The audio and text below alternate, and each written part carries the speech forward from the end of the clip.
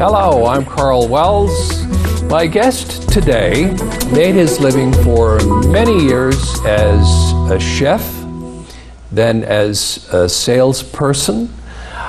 He's also an ice carver, or should I say an artist whose medium is ice. He hails from a small village outside a steel town called Scunthorpe in Lincolnshire, England, which is a shire in the north of England. In the late 70s, he made his way to Canada, and he is now a proud citizen of this country. He is also my friend, and it's my pleasure to welcome Chef Steve Watson to the program. Thank you, Carl. It's a pleasure, sir.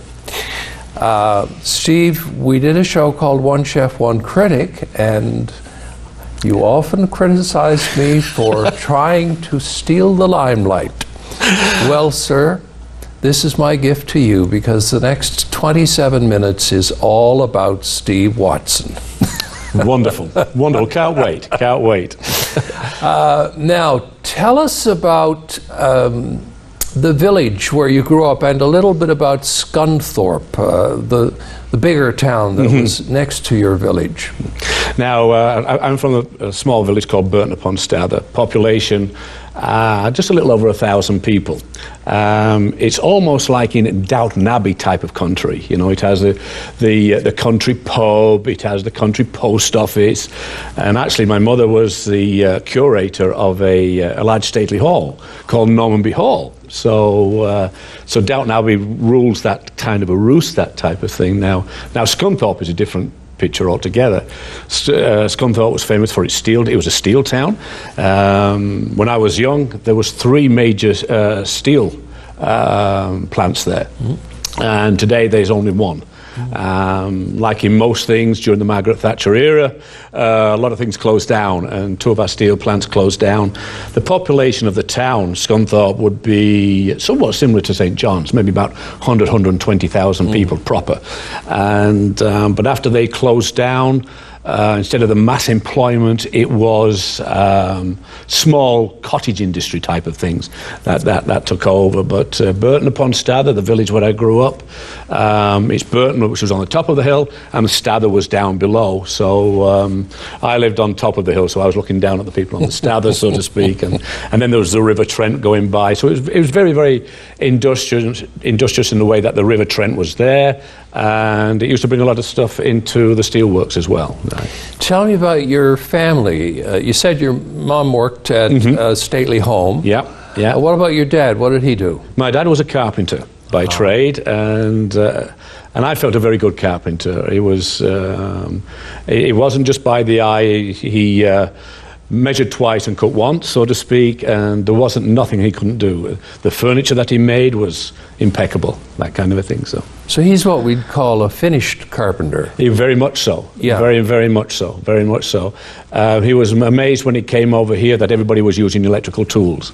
And he built a deck on front of my house, and he did it all with hand tools. Wow. And he was the talk of the street in Mount Pearl there, because he was using hand tools, not one electric chainsaw or handsaw or anything. So he was certainly the talk, that's for sure. Yeah. How's the deck doing? Is it still solid as a rock? Solid as a rock, just like the islands. Yeah. What about brothers and sisters? I have one sister, and she's living in another village which is close to Burton-upon-Stather, in a place called Flixbury. It's only about 10 minutes drive, and she lives there, and she's fortunate. She lives in a beautiful home with about 3 acres of land, which is almost unheard of in the UK, so to speak, and has a nice paddock there. And she was a school teacher and just recently retired. But the beautiful part about my sister Karen and her husband, they had a narrowboat. So every time we went over to England, we would take our tandem, our bicycle, and cycle around. But they had a narrowboat that went on all the canals. And it's a different life altogether. You're going down all the country canals, and it's like the back roads to the UK, places that I'd never seen before. And even going through the major cities, you're going through the back end of the city as well, you know. So we should explain a little bit about narrowboats, because some people in our audience may not know what we're talking about, but they're very narrow boats that are fairly easy to operate. Fairly easy to, they're 6 feet wide. Yeah. They were primarily built during the Industrial Revolution. This was prior to the railways coming into power, and they could move mass loads.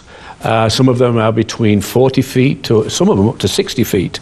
And they went all through the countryside, so there was lots of locks, but hence they were only 6 feet wide. Yeah. And they were towed by horse. Also. And now that they're for recreation, they have a little kitchenette in them, and some have a bedroom area, and some have a restroom, I guess. Yeah. It's all very small, but... It's just like a luxury RV, to be quite honest, like you see on the roads. Yeah, you can have a lovely holiday. Oh, absolutely, absolutely. And the one my sister had was a 60-foot. It had 2 bedrooms in it, you know, and it has all the amenities, that's for sure. I take it, since your dad had to build a deck for you, that you didn't inherit any of his carpentry skills. I had the opportunity, but like where we live in England, there was 3 choices we could do. We could either go down the mines. We had 2 of the largest fishing ports, which was only 20 minutes away from where we live in the world, which was Grimsby and Hull. And we used to fish off Iceland until they put the gunboats out, and so we had to stop that. And the coal mines, of course. We had steel, fish, or coal mines. And so I could have gone into any of those 3 trades. I admired my dad for what he did. I am good with my hands, but the carpenter wasn't going to be my trade, that's for sure. Yes, I was being a little bit unfair there, because you are, as they say, a dab hand at handling an ice pick. Yeah, that's for sure, that's for sure. But I think I inherited that side of him, like using my hands, that's for sure. Yeah, exactly. So, did you develop an interest in cookery when you were a little fellow, or do you remember? Absolutely, absolutely. I left school when I was 16, and only just turned 16, and that was the age that you finished at that time. And I would say about the age I was 14, I liked cooking, you know. And I was bought a book one Christmas. It was called the Woman's Own Cookbook. And I still got that book today. You know, it's like my little Bible at the side of the bed, so to speak. That wasn't Mrs. Beaton's cookbook, No, it's just it's just a Woman's Own cookbook. Okay. It was, and a Woman's Own was a magazine in England, and so I used to dabble with a couple of recipes in there. That's for sure. That's for sure. Do you remember what they were? The first one I made was all my family was out. My mum was out, my dad was out, and my sister was out, and you call them cookies over here, but I made a biscuit. And with strawberry jam in the centre of it, and I got all the ingredients out, and believe it or not, it worked. And I'm not a baker, because it's a science, baking and pastry, and it worked. And when my mum came in, she could smell it in the house. It was beautiful, and she was quite taken back. So I think that was the start of the role. You know, well, speaking of your mom, I remember you telling me one time that you'll always remember her Sunday roast and the Yorkshire pudding and all the trimmings and all that. Now tell us why that was so special for you. It was, I always said, if I could cook as good as my mother, I'd call myself a chef.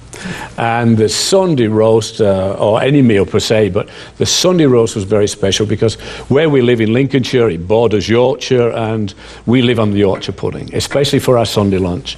And we would start off as an appetizer with onion gravy over it. We would have it with the main course, with our roast. And my mother was famous for all the vegetables. If there wasn't one, there was 7, 8, 9 vegetables, fresh vegetables, cooked hot on the plate. And it could be roast beef, it could be the roast chicken, the choice of the roast for the day. And then for dessert, we would have Yorkshire puddings again. The oven never stopped. We needed lots of drippings for making those Yorkshire puddings, and we would have Yorkshire pudding with butter and sugar on the top. And my nana used to make a raspberry vinegar, and we'd sprinkle just drizzle a little bit of that raspberry vinegar over it. It was amazing. It was amazing. You're making me hungry, Stephen. There you go. You're making me hungry. So, were you a good student in school, or how did you find school? In the beginning, when I was very young, I used to get, because we had to take a bus into the into the school. I used to get on the bus at one stop, and I would get off at the next one. You know? But I enjoyed school. To be quite honest, Carl, I'm very proud to say I never missed one day of school. Oh. From kindergarten to, like you say, kindergarten to when I finished school. Gold star for that, sir. Yeah. What about extracurricular activities like football and sports, that kind of thing? Were you involved in any of that? I really wasn't into the football. Cricket was very predominant at that time, or rugby. What I did play was field hockey. Oh. Was field hockey, because you could play it with the girls. So no, there you go. But I enjoyed field hockey, and you don't see much of that over here, but I did enjoy field hockey. Yeah. Yeah. So when you finished school, how long did it take you to decide I'm going to be a chef, or were you thinking about other things as well? No, it was really from the get-go. I mentioned 14, and I started this thing. I had to make a decision. Well, I didn't have to make a decision. Was I going to go on to community college to do something locally? Again, from a small little village of 1,000 people. I started the Christmas before. This was 72. The Christmas before, starting writing away to hotels in London. I wrote to the Savoy, I wrote to Claridge's, to the Dorchester, and I also wrote to a company called Grand Metropolitan Hotels, which was a chain of hotels throughout the whole of the UK. And I received 2 replies back and a chance to go to 2 interviews. One was at the Dorchester, and the other one was with Grand Metropolitan Hotels. And so my family my mum and dad took me down to London to have the interview. And I went to the Grand Metropolitan Hotels first, and they offered me the job. So at a tender young age of 16, I left my home of 1,000 people to the big city of 10 million, close to 10 million people at that time, and it was a life changer for sure. So were you then learning as an apprentice chef, basically? I was, and actually at that time, normally as an apprentice chef or any apprenticeships, any trades, you would do what was called a day release. You would be hired by, it could be a carpenter, plumber, you'd be hired by, or a chef, you'd be hired by the company, and then you would go to the community college for 1 day a week. The other 4 days a week, you'd be working in the trade. So, and that would take 5 years to do that, to be getting your journeyman's papers. When I joined Grand Metropolitan Hotels, and I went to work at the St. Ermans Hotel, the first hotel in London, it was called block release. So between the summer and Christmas, I would go for 6 weeks on one block, and then between Christmas and Easter, 6 weeks another block, and then between Easter and and summer, another. So it'd be 18 weeks totally over a 2-year period. So there'd be total of 36 weeks. And so we do it over 2 years as opposed to 5 years. Is it true that one of your teachers said to you, "You'll never make a chef"? He was the headmaster of the school. He was the headmaster of the school. And once I realized when I wanted to go into the trade, French was, there was French cuisine, and you read up a little bit about it. So I took French at school. And I was the only male student with all the other girls, and the headmaster was the teacher for the French. And I fretted every time I went in there. And he comes up to me and says, "You'll never make it as a chef boy," and I'll prove you wrong. Because your French wasn't good enough. The French wasn't good. No, I was sitting in the front of the class just sweating profusely. Yeah. But anyway, I taught him wrong, Yeah. So, yeah. Now, he probably would have been surprised that not long after you went to London, you were preparing a meal for the Prime Minister of the UK, Edward Heath. Absolutely. And that gave you a bit of a fright, didn't it? It did indeed. Yeah. Why did you have to bring that up? Anyway, it's one thing I'll never ever forget. The hotel I was working at was St. Ermans. Now we were right across the road from the Houses of Parliament. So the Prime Minister came in, and I was working in a particular section within the kitchen, which is called the garde-manger, which is the cold section, the larder. And I'd been in the kitchen, I would say, close to about 4 to 5 months. And I was left to make the Prime Minister a shrimp cocktail with a beautiful sauce Mary Rose over the top of it and everything else. So I put my hand in the container and put all the shrimp in there, and the nice chiffonade of lettuce, the nice sauce Mary Rose, the nice wedge of lemon on the side, and I was so proud of myself. So out it goes. All the shrimp were covered with this nice sauce. Well, it wasn't a minute later, the maître d' comes into the kitchen, shouts at the chef, or tells the chef, "What is this?" I'd put raw scampi in it. Raw scampi in this sauce. Oh my goodness.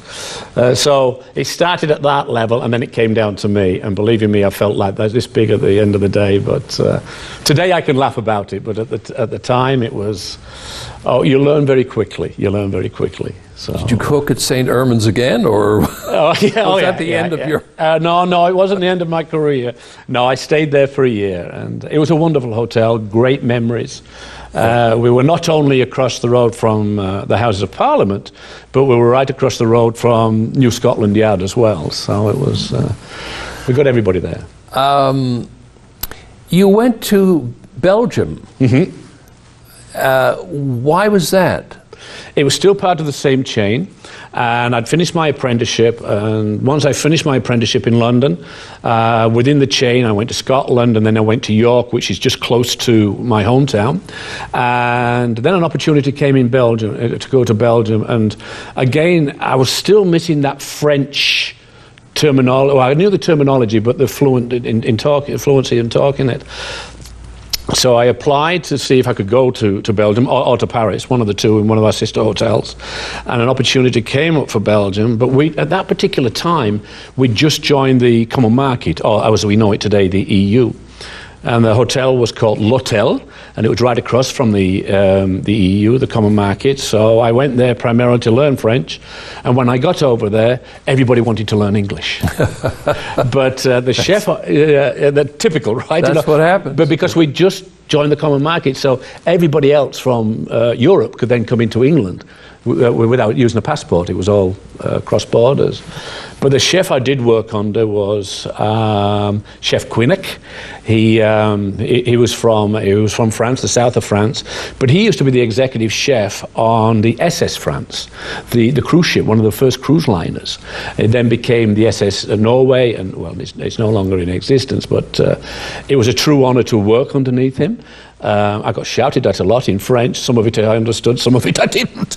But again, everybody wanted to learn the English part of it, but I did learn some good French cuisine, right? For everything made from scratch, and oh my goodness, yeah. It was, so back then, in the United Kingdom, in restaurants at a certain level, French was spoken a lot in the kitchens. There were a lot of French chefs. French chefs, all terminology, ordering in the kitchen. You would have an abayeur, the chef at the centre of the kitchen, who placed the orders to all the different sections, all in French. Yeah. That's really interesting. Yeah. It was all in French. So then, after your experience in Belgium, I guess it wasn't long after that you decided you were going to seek your fortune in Canada. How did that come about? Well, actually, the sous chef in the kitchen in Hotel in Belgium, he just had a season a couple of years prior to that. I worked a season at the Digby Pines. And we befriended each other, and he said, well, why do you apply to go there? It's for 6 months. That's Nova Scotia, That's right? in Nova Scotia, sorry, yeah. And why do you go over there and do a summer season over there? He said, but don't stay over there too long. And the reason being, every kitchen I'd worked at in Europe, England and in Europe, I'd never worked with a waitress. It was all silver service. It was all white glove. And when I say silver service, we used to serve things on platters. We never served anything on a plate. It was all French, spoon and fork, and then presented at the table. Like Downton Abbey. Downton Abbey. There you go, you see. Yeah. So I wrote away and applied, and I went for my interview at the Penta in Paris, which just happened to be one of our sister hotels as well. So I had my interview there, and lo and behold, within 6 months, I had my working visa to just come here to the Digby Pines for the 6 months, and I stayed a little bit longer. Now, eventually, you met your lovely wife, Pat, Yeah. in Canada, and you met her in a hotel, which doesn't sound quite right, but anyway, you literally did meet her in a hotel. We didn't you? did, yeah. After I left the Digby Pines, I decided, well, halfway through the season, I decided that I'd like to stay in Canada. And several companies approached us, whether it be CN, CP, the Hilton, and Four Seasons, asked if we wanted to stay, but it was always on a working visa to extend it. But Holiday Inns, who I swore I'd never work for, you know. Why was that? It wasn't of the level that I'd have been trained at, right? You know, and but they offered landed immigrancy without going back to the UK. They just sent us down to Buffalo, and they hired me. They hired us, actually. There was 4 of us from the UK, and it's the best thing I ever did. Because number one, meeting my wife, which would lead up to, but I was based out of London, Ontario, and at that time they decentralized everything. And when I said that, there was no, at the time it was all set menus, the same menu in every hotel. So when you woke up in the morning, you didn't know where you were. So it was the same room, same menu, same corridors and everything. And so they opened it up, and I was part of the transitional team with that. But I did take a position with them in Owen Sound, which is just north of Toronto on Georgian Bay, and my wife worked on the front desk. That was back in '79. Wow. And here we are. How many years? Over 40 years. Over 40 years. Over 40 years. Yeah. There's not too many of us around. No. Now you told me once that you, in fact, have worked as a chef in every province of Canada. Indeed, I have. How did you manage that? A lot of that was with the Holiday Inns. And from Toronto west, I worked 40 Holiday Inns because I was a transitional chef, so I went into all of those. And so it was in every province west of there. And more so coming into the Maritimes region, it was with the Canadian Pacific hotels, whether it be the Algonquin, which I was working at prior to coming to Newfoundland, and the Hotel, Chateau Halifax, Digby Pines, of course, and then the Hotel Charlottetown as well. So you told me a funny story once, and it had to do with a hot frying pan and an elevator. Oh, yes. Tell me the story. Okay. Well, everybody goes by the smells. If you walk by somebody's house and a barbecue, and it's all about the smells and the food. Oh, I've got to cook that tonight, you know. And so there are occasions in the hotels, and I've only worked in hotels. I've never worked in freestanding restaurants because I like the challenge of the hotels. And it could be a quiet night, maybe a Sunday night or something like that, and restaurants very, very quiet. But you know, there's quite a few guests in the hotel. So I used to get an old piece of flank steak, sear it really well, get some nice smoke in it, and then I would just go up and down the elevators. So everybody got the smells going and everything else, you know. It worked, you know. You could guarantee within about 20 minutes there was people knocking on the door. Smell the steak, and the next thing. Yeah, here they come. Yeah. So how did you end up coming here to Newfoundland? Well, Carl, I'd worked in every province. This is one of the early provinces, well, the only province I hadn't been to, and this was back in '88. And there was a posting on the board for 3 months. Nobody applied for it. Nobody applied. Why? Because I was Newfoundland promoted at that time. It was 3 fishermen holding the cod on a postcard, sou'westers, gummy boots, no teeth, but they were smiling. So I said, so the general manager came to me and he said, would you like to go for an interview? What they were doing is just dangling a carrot. And I said, sure, I'll go for a free weekend. So, but I said, I'd like my wife to come as well. So they flew us here, and it's the best thing we ever did. Yeah. You know, I accepted the job at the Hotel Newfoundland, Canadian Pacific Hotels. And since you've been here, you've gotten to cook for some pretty high-powered people. Absolutely. One being Her Majesty Queen Elizabeth II. Tell us about that.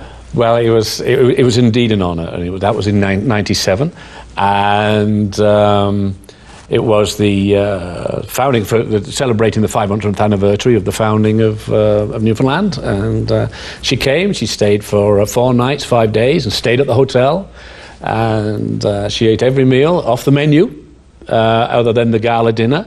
And at the end of it, I got the honour to meet her personally with Prince Philip in private, and it was an amazing time, that's for sure. And then the following year, we went over as a team. There's 5 chefs to open the refurbished Canada House. And do you know something? She recognised me, and she came over. And that's totally unheard of. Wow. Totally unheard of. And yeah, it was certainly a thing. What was her favourite thing that you cooked for her? Well, to be quite honest, I think it was the roast duck. She always brought it. She mentioned the roast duck, and it was slow roasted, nice and crispy. It was a traditional duck à l'orange, and but she mentioned it, so I think that was probably one.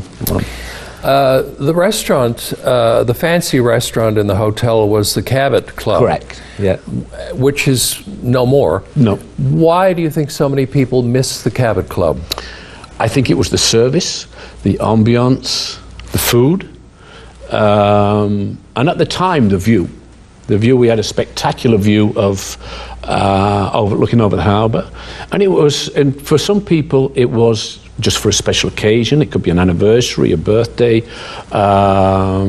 It could be somebody's 100th birthday. We had a lot of regulars as well, you know. And but I truly think it was the service, the attention to detail, and we were all so proud of it. Everybody in the hotel was just so proud of it. A nice memory it is. To end on, and thank you very much for being on the program. Thank you, Karl. It's been a pleasure. I hope you've enjoyed your 27 minutes in the limelight. I will never forget it. And that's it for this edition of Karl Wells Point to Point. Thank you for watching. See you again next time.